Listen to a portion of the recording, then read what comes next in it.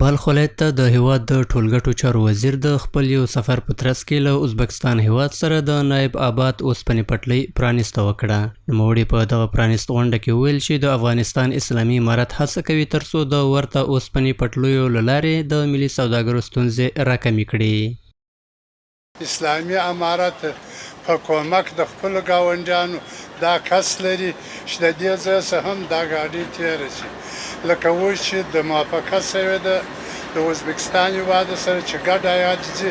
پر جوزجان ته ځي، د جوزجان څخه فاریاب ته ځي، د فاریاب څخه بادغیس ته ځي، د بادغیس څخه هرات ته ځي، د هرات څخه نیمروز، فراه، هلمند، کندهار ته ځي. ورته مهال د بلخ والي د دغې اوسپنې پټلۍ د فعالیت له پیلېدو څخه خوښي څرګنده کړه او ویل چې د اسلامي امارت رهبري هڅه کوي ترڅو د لا زیاتو اسانتیاو په رامنځته کولو سره د سوداګرو او صنعتکارانو پر وړاندې شته ستونزې له منځه یوسي. دا امارت اسلامي هر شی ثابتوي چې کومه خبره وکړي هغه دغسې په عمل کې راولي، لکه څنګه چې اوس حاجي الله صاحب پخپله په دې ریل ګاډۍ کې راغلی د شواسو، نو دغسې به انشاءالله د الله په کومک او د خپل ولس په همکاري دا نور به هم دغسې ثابت شي چې دا نور ولایتونه به هم د دې مزارې د شمالي زون سره او د ازبکستان هیواد سره وصل شي. له بلې خوا د ریاست الوزرا اقتصادي مرستیال وایي چې دغه د اوسپنې پټلۍ د سیمه ییز اتصال او د اقتصادي ودې او پراختیا لپاره یو مهم ګام دی چې له دې سره به پانګوالو ته ګڼې ترانسپورتي اسانتیاوې رامنځته شي. نوموړي همدارنګه په دې برخه کې د ازبکستان هیواد له همکاریو څخه هم مننه وکړه. دا روښانه ده چې د ریل پټلۍ سټیشنونه د ترانسپورتي شبکې او سیمه ییز اتصال مهم بنسټونه تشکیلوي. دغه سټیشنونه یوازې د اجناسو او خلکو د لیږد په برخه کې اړین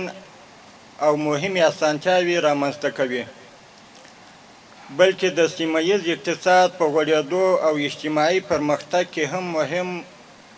ونډه لري. له دې سره د افغانستان لپاره د ازبکستان د ولسمشر ځانګړي استازي په خپلو خبرو کې د یادې اوسپنې پټلۍ پرانیسته د دواړو هیوادونو ترمنځ د ورورګلوۍ او یووالي د ټینګښت په برخه کې مؤثره وښوده او د دغې پروژې په اقتصادي ارزښت یې خبرې وکړې. نوموړي همداراز اسلامي امارت ته د هر ډول همکارۍ ډاډ ورکړ. من امیدوار هستم که عراق آخر هم سیمبل برادری و دوستی خودسهمجواری ازبکستان و افغانستان می باشه و بر علاوه از آن برای احیای اقتصاد ملی افغانستان خدمت خواهد کرد. په پای کې د هیواد د اوسپنې پټلۍ رئیس او د ازبکستان هیواد د اوسپنې پټلۍ مرستیال د خپلو ویناو پر مهال د سوداګریزو توکو د پر وخت رسیدو په برخه کې د نایب آباد د اوسپنې پټلۍ ارزښت غوره وباله. د بلخ ولایت د پانګونې او سوداګرۍ خونې استازي وویل چې د نایب آباد اوسپنې پټلۍ بیا ځلې فعالیت پرانیسته به له سوداګرو سره مرسته وکړي چې په کمه بیه او لږ وخت کې خپل توکي صادر او وارد کړي. د یادولو وړ ده چې د نایب آباد د اوسپنې پټلۍ 15 کیلومتره مساحت لري چې 3 کاله وړاندې د فني او تخنیکي ستونزو له امله فعالیت په ټپه درېدلی و چې نن یې بیرته په فعالیت پیل وکړ.